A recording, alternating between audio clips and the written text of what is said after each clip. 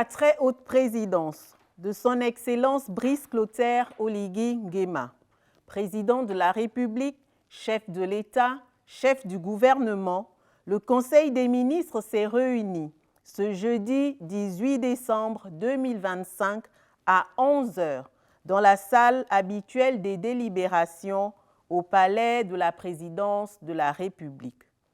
Ouvrant les travaux, le Conseil a pris acte, avec une attention soutenue, des rappels du Président de la République relatifs à l'achèvement de la transition, désormais engagé dans sa phase terminale. La mise en place du bureau du Sénat le mercredi 18 décembre 2025, puis dans les prochains jours, celle du Conseil économique, social, environnemental et culturel, de la Cour constitutionnelle et du futur gouvernement viendront parachever ce processus et consacrer le retour du Gabon à la pleine normalité constitutionnelle fondée sur des institutions républicaines régulières, l'équilibre des pouvoirs et la continuité de l'État. Ce moment charnière, au-delà de sa portée procédurale, appelle un devoir collectif de lucidité et de responsabilité en mémoire du chemin parcouru, des épreuves traversées et des sacrifices consentis pour préserver l'unité nationale et la stabilité de l'État. Revenons sur la taxe forfaitaire d'habitation. Le chef de l'État a prévenu sur les risques de fraude et de contournement, notamment via les trafics de compteurs qui menacent son assiette. En conséquence, il a instruit les ministres concernés ainsi que les opérateurs du secteur de déployer des mécanismes renforcés de contrôle, de prévention et de dissuasion.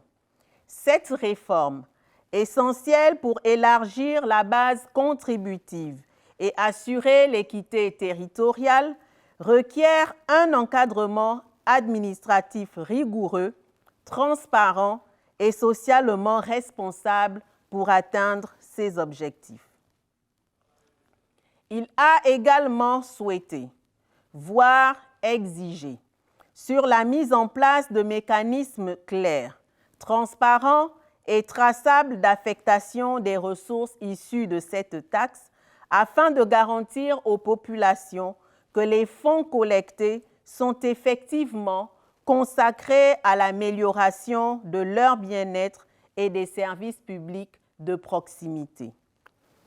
Sur le plan économique et financier, dans le cadre des échanges avec le FMI, le président de la République a exigé la publication intégrale de toutes les conventions minières et l'audit exhaustif de celles conclues sur la période 2010-2024. Cette double mesure vise à renforcer la transparence, la redevabilité et l'équité du secteur. Le Conseil a par ailleurs instauré le principe systématique de la prise de participation de l'État au capital, au moins 10% de toute nouvelle société minière s'installant sur le territoire, garantissant ainsi le respect des intérêts stratégiques nationaux et une juste rétribution de ressources. Toujours dans le cadre de la reprise en main des secteurs à fort enjeu économique et social, le Conseil a réaffirmé l'orientation irréversible de l'État vers la gabonisation des activités stratégiques. C'est ainsi que le président de la République a instruit les ministères concernés de proposer un plan pour une gabonisation progressive des activités de revente du ciment, secteur actuellement contrôlé à 95% par des non-nationaux, tout en garantissant l'accessibilité du produit et la maîtrise de son prix. Dans la même dynamique, le président de la République a annoncé la prochaine réappropriation par l'État du secteur des jeux de hasard via un opérateur public. Ce choix souverain, guidé par l'intérêt national, permettra de capter et de rediriger des recettes aujourd'hui insuffisamment maîtrisées, tout en encadrant strictement un secteur aux risques sociaux élevés. Cette réforme générera d'importantes externalités positives. Les recettes seront affectées à des politiques publiques, sociales et éducatives, tout en renforçant la protection des populations, la sécurité économique et la création d'emplois nationaux. Elle transforme ainsi un enjeu régulatoire en levier de développement au service du bien-être collectif. Le Conseil a rappelé que la digitalisation de l'administration constitue une orientation irréversible et un levier central de modernisation de l'État, de correction des dysfonctionnements et d'amélioration des services publics. À cet effet, le président de la République a souligné que la priorité doit être donnée pour les prochains mois à la digitalisation des services publics à fort impact. Archives administratives, modes de paiement, collecte électronique des impôts et des recettes publiques, état civil intégralement dématérialisé, délivrance des permis et licences, traçabilité des flux commerciaux et portuaires, ainsi qu'à la modernisation numérique des secteurs sanitaires et des transports. Cette transformation devra également intégrer les collectivités locales et connecter les centres universitaires au réseau rénové de l'administration afin de garantir une action publique cohérente, équitable et tournée vers l'économie du savoir. Enfin, le Conseil a pris acte des mesures annoncées par le gouvernement des États-Unis d'Amérique le 16 décembre 2025, relatives à l'instauration de nouvelles restrictions partielles et de limitations d'entrée concernant certains États, dont le Gabon. Conformément aux usages et aux principes de réciprocité qui encadrent les relations diplomatiques et consulaires entre États souverains, le Conseil a décidé du réajustement des conditions d'entrée sur le territoire national applicables aux ressortissants américains dans le strict respect des dispositions nationales en vigueur et en cohérence avec les nouvelles modalités arrêtées par la partie américaine. Dans le même temps, et soucieux de préserver la qualité des relations historiques d'amitié, de dialogue et de coopération qui lient le Gabon et les États-Unis d'Amérique, le Conseil a réaffirmé sa disponibilité à maintenir un échange constructif et à œuvrer dans un esprit de respect mutuel au renforcement des partenariats bilatéraux au bénéfice des deux peuples. Au titre des projets de textes législatifs et réglementaires, le Conseil des ministres a délibéré sur les affaires suivantes. Ministère de l'Économie, des Finances, de la dette et des participations, chargé de la lutte contre la vie chère. Projet de décret portant attribution, composition, organisation et fonctionnement de l'Agence nationale d'investigation financière. Le présent décret, pris en application des dispositions de l'article 87 du règlement numéro 02/24/CEMAC/UMAC/CM du 20 décembre 2024 portant prévention et répression du blanchiment des capitaux et du financement du terrorisme et de la prolifération en Afrique centrale porte attribution, composition, réorganisation et fonctionnement de l'Agence nationale d'investigation financière.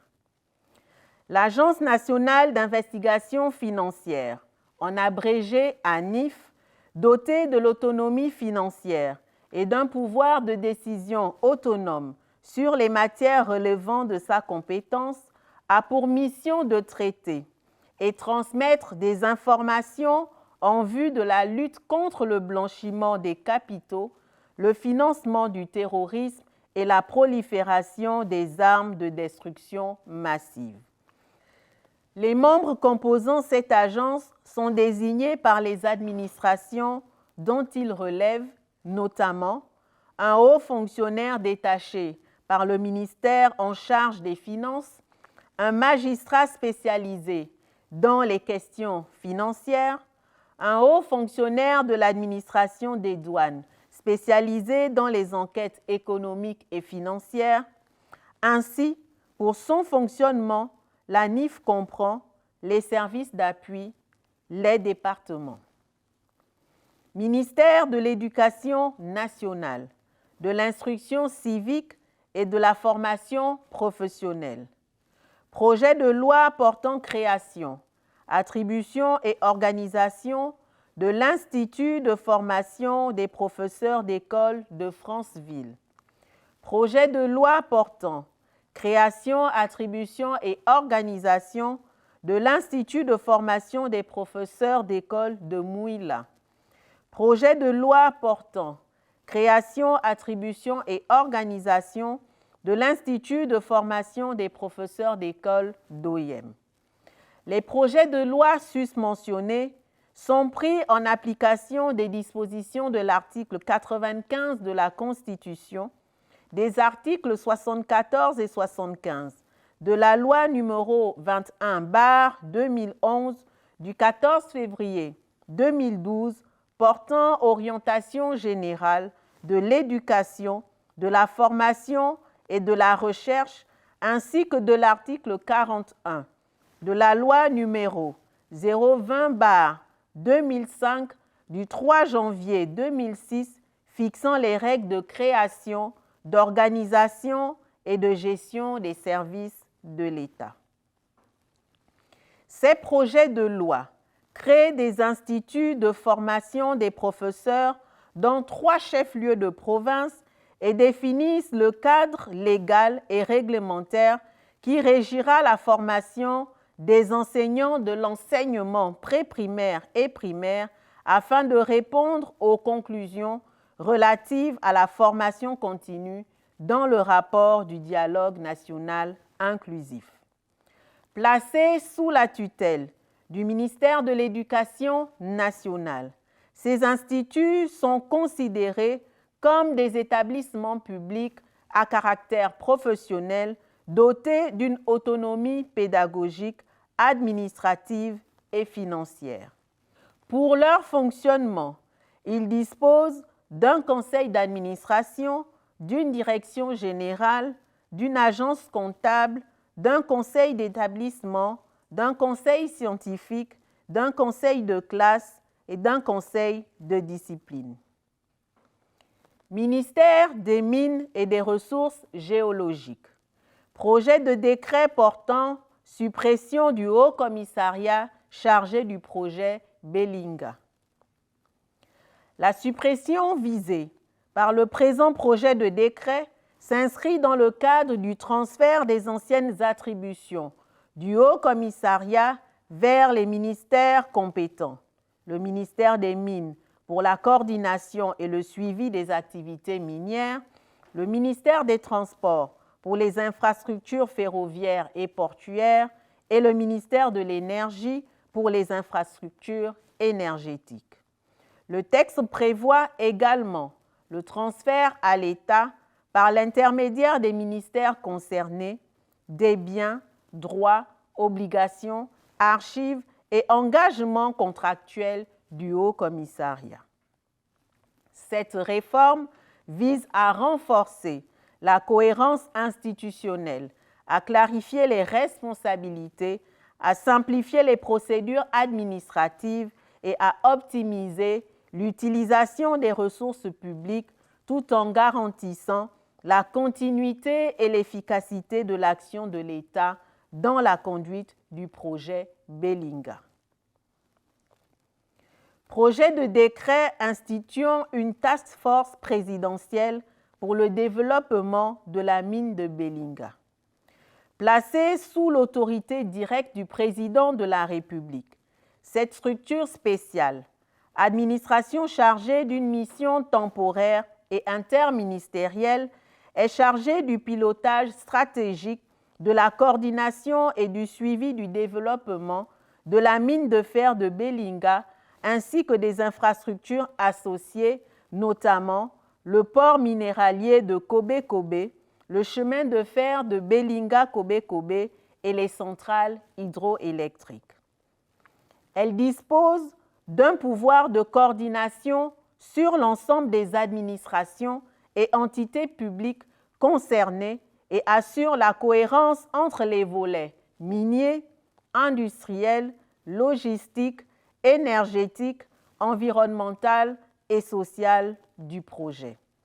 Elle supervise les études techniques et économiques, veille au respect des normes environnementales et sociales, assure l'interface avec les partenaires financiers et investisseurs et favorise le développement local par la formation, l'emploi et le transfert de compétences. Composé d'un coordonnateur général, d'un adjoint, de représentants de la présidence et des ministères concernés, ainsi que d'experts, elle dispose d'un secrétariat technique permanent et peut créer des commissions spécialisées.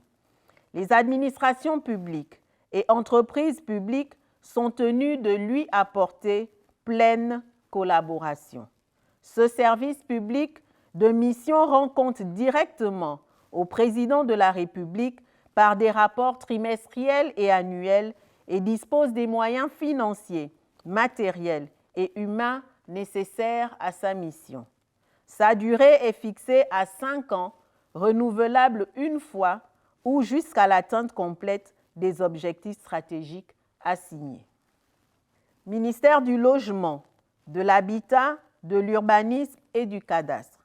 Projet de décret portant déclaration d'utilité publique de la zone du port de Kobe-Kobe. Le présent projet de décret portant déclaration d'utilité publique de la zone portuaire de Kobe-Kobe a pour objectif de doter le Gabon d'un port en eau profonde et d'une plateforme logistique moderne constituant une infrastructure stratégique pour soutenir la politique nationale de transformation locale, de réindustrialisation et de souveraineté économique. Il vise également à sécuriser le foncier, à réaliser des infrastructures portuaires, industrielles, énergétiques et logistiques d'intérêt général, à offrir un cadre juridique favorable et attractif pour les investissements publics et privés et à positionner le Gabon comme un hub portuaire et industriel de référence en Afrique centrale.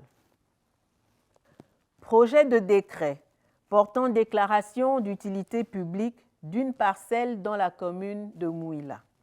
Le présent projet de décret, pris en application des articles 1er et 2 de la loi numéro 6/61 du 10 mai 1961 réglementant l'expropriation pour cause d'utilité publique et instituant des servitudes pour l'exécution des travaux publics vise l'occupation par l'État des parcelles numéros 17, 18, 20, 21 et 22 correspondant respectivement à une superficie d'environ 1654 m² et 1325 m², section J du plan cadastral de la commune de Mouila en vue de la construction du siège local de la Banque des États de l'Afrique centrale et de plusieurs annexes. Ministère de la Planification et de la Prospective. Projet de décret portant création, attribution, organisation et fonctionnement de la Commission nationale d'affectation des terres, des espaces fluviaux et maritimes. Le présent décret, pris en application des dispositions de l'article 95 de la Constitution, a pour objet d'actualiser le cadre juridique institué par le décret numéro 00212-PR-MEPPDD du 21 juillet 2017. Il redéfinit les attributions, l'organisation et le fonctionnement de la Commission nationale d'affectation des terres, des espaces fluviaux et maritimes, en abrégé CNATEFM, ci-après désigné la Commission. La Commission a pour mission d'élaborer le plan national d'affectation des terres, des espaces fluviaux et maritimes et d'en assurer le suivi de mise en œuvre. Ministère de l'économie numérique, de la digitalisation et de l'innovation. Projet de décret portant attribution et réorganisation de la Direction générale de l'économie numérique. Pris en application des dispositions de la loi numéro 20/2005 du 3 janvier 2006 fixant les règles de création, d'organisation et de gestion des services de l'État, ainsi que de ses textes subséquents, chaque service de l'État est créé ou réorganisé afin de disposer d'un texte spécifique définissant ses attributions et son organisation.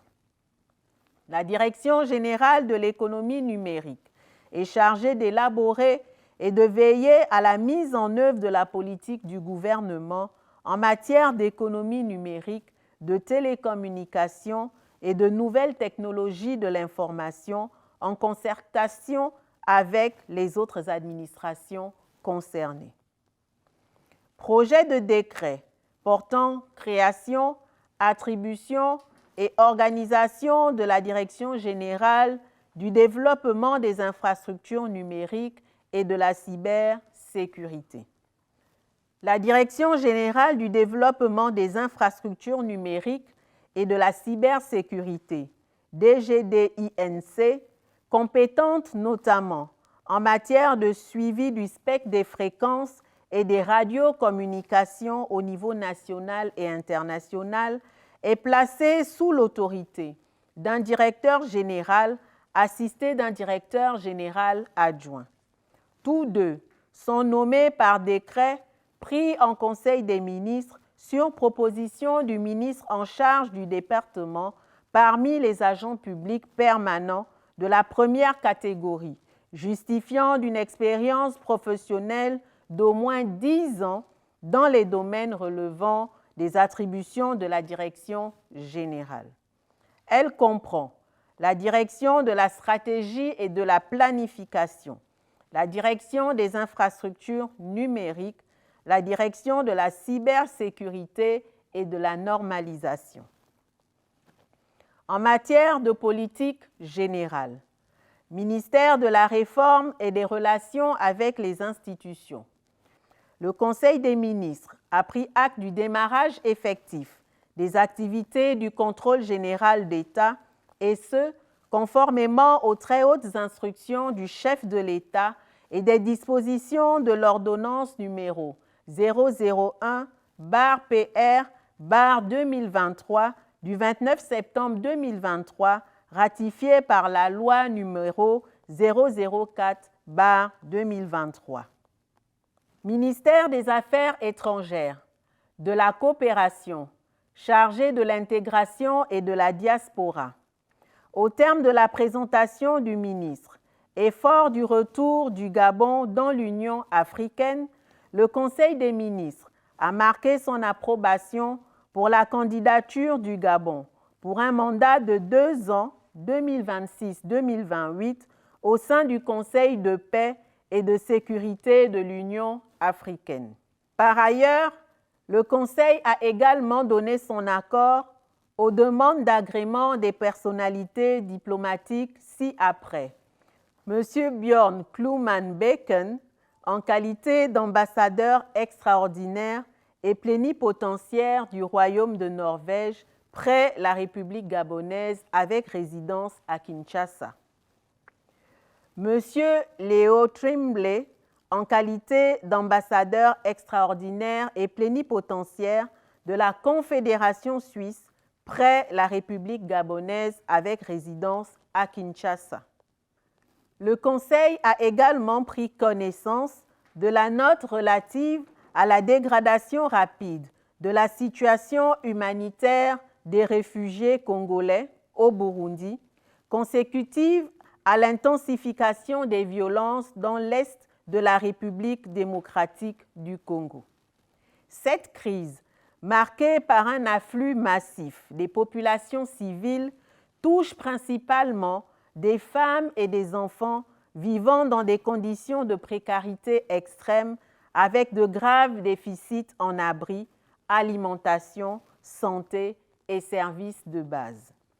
Le gouvernement a été sensibilisé à l'urgence humanitaire et à l'appel à la solidarité régionale et internationale lancé par la CEAC afin d'éviter une aggravation de cette crise aux conséquences sécuritaires et humanitaires majeures. Ministère de la Santé. Suite à la présentation du ministre, le Conseil a marqué son accord pour la mise en œuvre du plan d'urgence ainsi que pour l'intégration d'une action visant l'élargissement et la mise à niveau de la voie d'accès au Centre hospitalier régional estuaire Mélène et au Centre national de santé mentale à la suite du sinistre survenu le lundi 15 décembre 2025. Ministère des Mines et des Ressources géologiques. Le Conseil a validé le projet relatif à l'ensemble des engagements de l'État pour la mise en œuvre du projet minier de Belinga et des infrastructures connexes.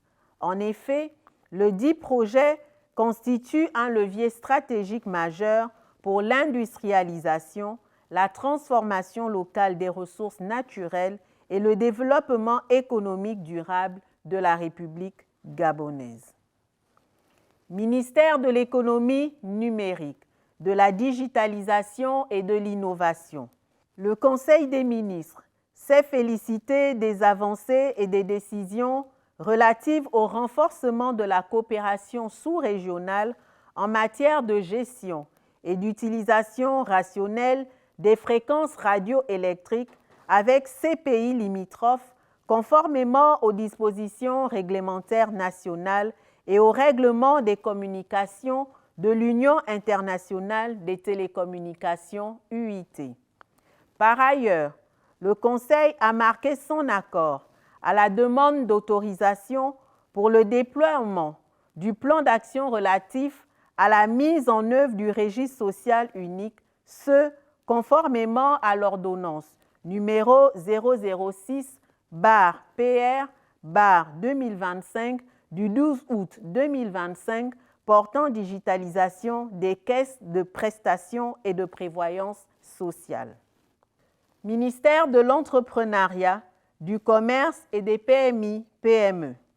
Le Conseil a suivi avec attention la présentation du plan triennal de développement et de promotion de l'économie sociale et solidaire, conçu comme une stratégie structurante visant à renforcer ce secteur afin de contribuer à l'inclusion sociale, à la création d'emplois et de richesses.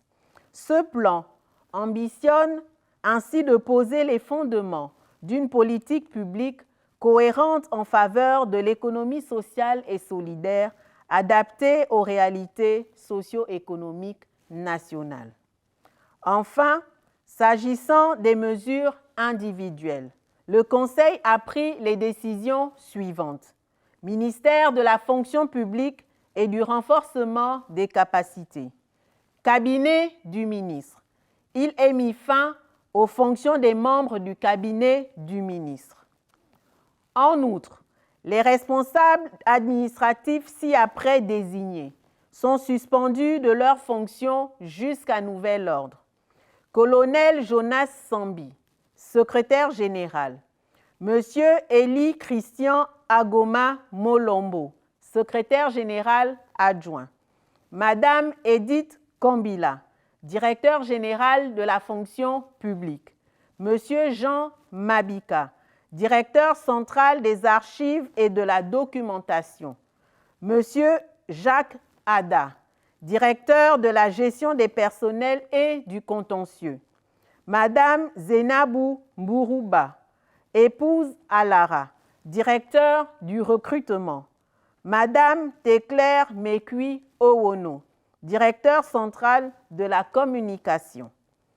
Le ministre de la fonction publique est chargé de veiller, pour ce qui le concerne, à l'application de la présente décision ainsi qu'à celle des mesures relatives aux intérims afin d'assurer la continuité du service. Ministère du Logement, de l'Habitat, de l'Urbanisme et du Cadastre. Province du Walantem, Monsieur Soumaré Kambila, chef de service de l'urbanisme à la Direction provinciale du Cadastre, de l'Urbanisme et de l'Habitat, est suspendu de ses fonctions jusqu'à nouvel ordre. Je vous remercie.